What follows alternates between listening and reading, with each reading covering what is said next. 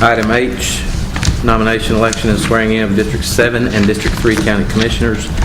I think Mr. Dockery was the chair of that meeting, so I'll turn the floor over to you. Nominating committee did meet, and the only two items on our agenda were the same as what's on this agenda here. We had 3 nominees, as y'all know, for the District 7 seat. Jack Akerd received the majority vote and is the recommendation of the nominating committee for that seat. There was 1 nominee for District 3, and that is Rita Music, and she is the unanimous recommendation by the committee. Okay. Is Mr. Jack Akerd. The floor will now be open for nominations. Mr. Scarlett. Mr. Chairman, I'd like to nominate Ms. Vickie Sawtelle.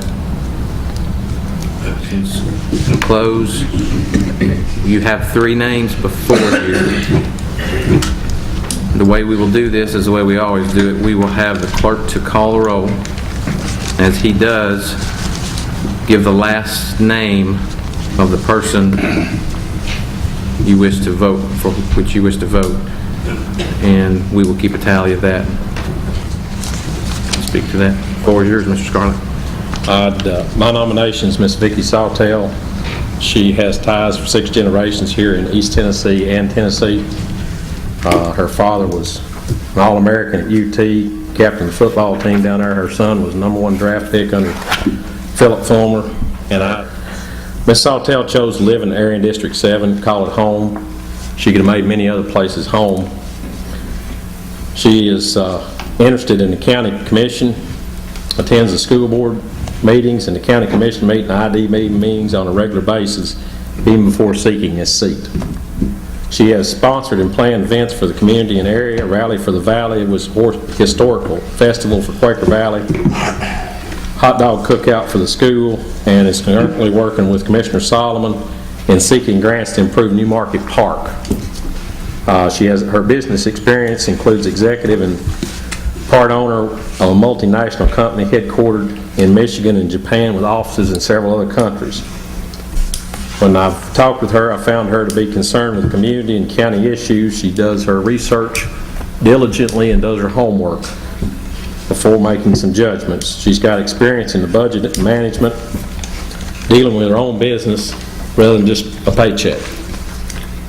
She's also aware of the business trends and technology and could be a valuable asset in moving District 7 and Jefferson County forward.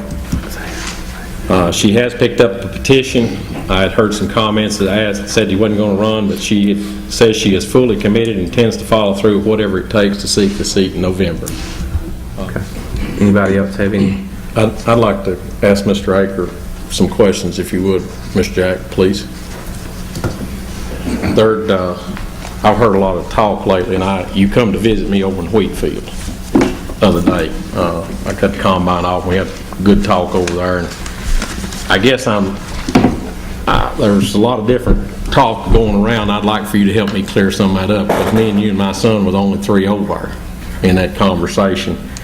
But when we had that conversation in the Wheatfield, and you came over there, and we talked, did I ever tell you that I wouldn't work with you if you was elected, or did I say to you that I couldn't support you, and here's the reason why, but if you were elected, that I'd do everything I could to work with you for the betterment of the county and District 7? That you did. All right.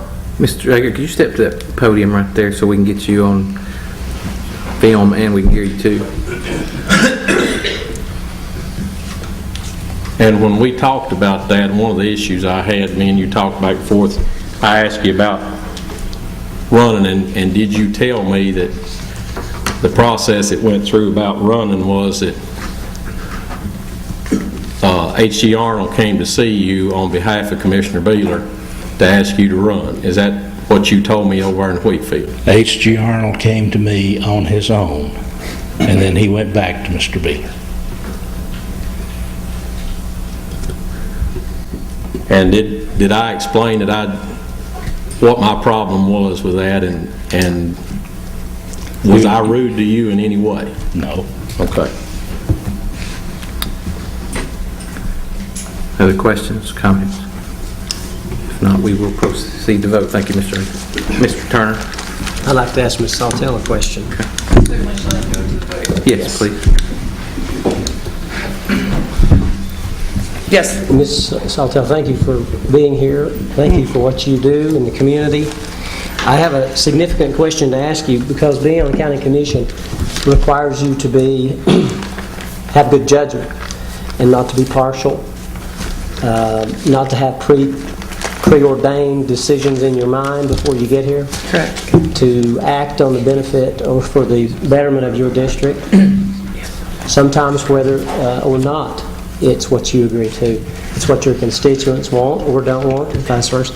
But my question is, do you feel you can be objective in the discussion about intermodal coming or not coming to the Strawberry Plains area in a way that represents the whole county, not just your specific opinion or a few other opinions? Do you feel like you can be objective? And if you do, tell me how you're going to do that.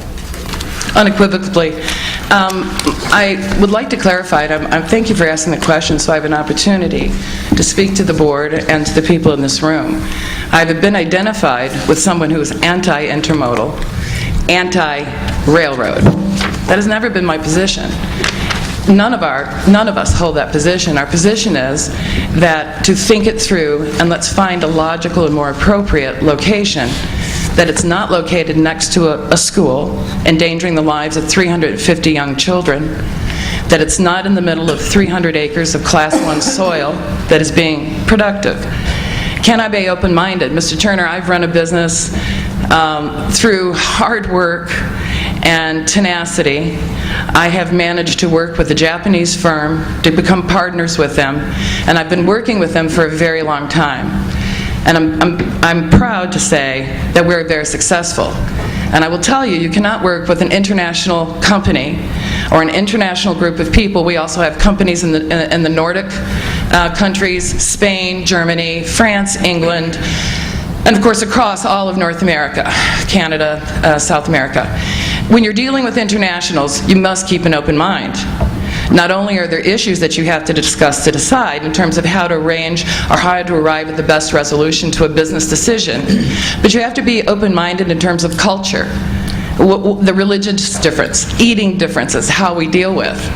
I think working with the Japanese was a fantastic opportunity for me to learn how to be open-minded and to work and to listen. And I think that experience has helped me to be the parent of a very successful young man in a very difficult time.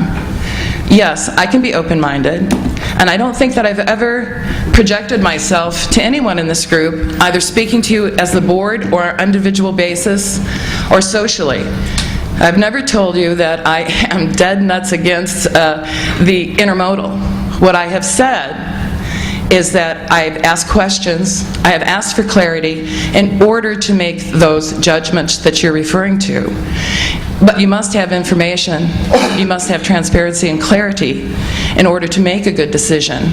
And that's what I have been asking for, and that's probably why I'm so closely identified with the intermodal. But I have no problem making a business decision. I am a human being, I'm a passionate person, and I have emotion. So yes, I have emotional decisions, I have emotional opinions, but my decisions are always based on fact, raw data, and they're impartial. I go for the business, I go for a bottom line. I'm a bottom line person. And so I would have no problem discussing with you or anyone else on this board. And I am actually hunger for information so we can have decisions. Can I think about anything else? Yes. That's why I come to these meetings. I'm very concerned about the situations with the schools.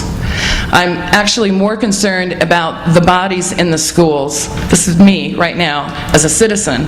I'm actually more concerned about the bodies in the school today than I am about the buildings. But that's something that comes with more information that you all have been privy to. I'm concerned about the well-being and the health and the education of the children. Am I worried about the roads? Certainly. I come from Detroit, the land of potholes. I get it.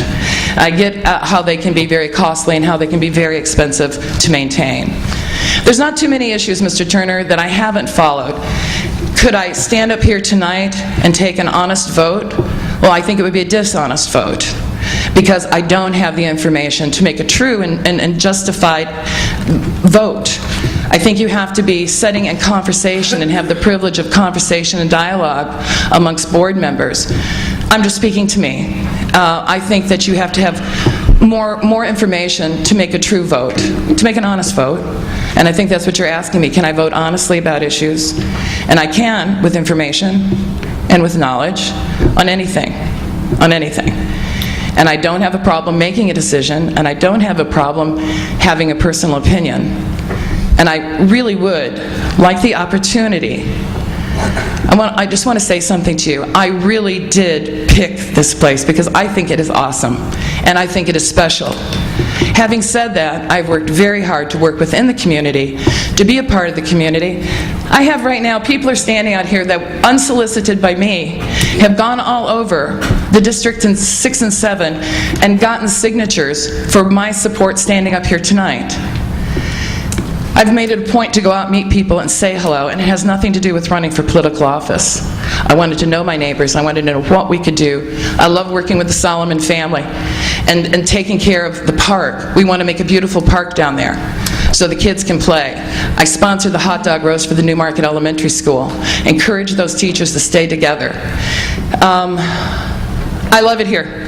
And yes, I am, without question, I can make an open decision, and without bias, I will not be persuaded to do anything that I do not feel is not the proper and the right thing to do for every person in the 7th district in this county as a whole, because I believe we have a wonderful ability to make this a fabulous place. And the intermodal is not the only thing that I think about. Thank you, Ms. And I know that's a concern. Thanks for asking me that question, Colonel. Any other questions? If not, we will proceed to vote. I will have the clerk call the roll. You have 3 names: Mr. Akerd, Ms. Husky, and Ms. Sawtelle. As your name is called, speak one of those names, please. That sounds good. And we're ready. Clark Michaels, Miss Sawtelle. Marty Mills, Mr. Akerd, Jimmy Dale Patterson, Akerd. Randy Baxley, Akerd. Donnie Tabor, Mr. Akerd. Dennis Curitan, Mr. Akerd. Russell Turner, Akerd. Roger Griffith, Mr. Akerd. Sammy Solomon, Sawtelle. Robert Blevins, Sawtelle. Anna Barrera, Sawtelle. John Neal Scarlett, Ms. Sawtelle. Terry Dockery, Husky. Jimmy Carmichael, Husky. Daniel Estes, Akerd. Bob Beeler, Akerd. Barbara Sheets, Akerd.